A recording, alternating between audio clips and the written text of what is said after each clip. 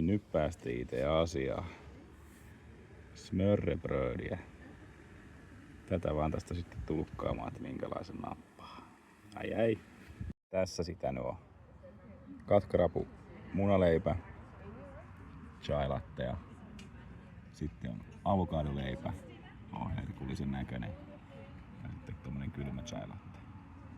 Vai ette, nyt maistelemaan.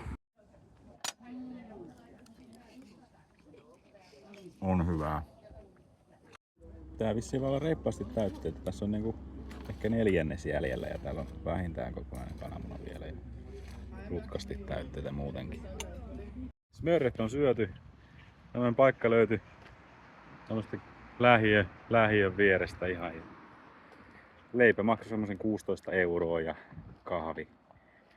Mitä se oli? Vajaa 6 €. Yhteensä oli 45 € kahdelta. 2 smörrebrödiä ja 2 chai lattehan ne oli joo.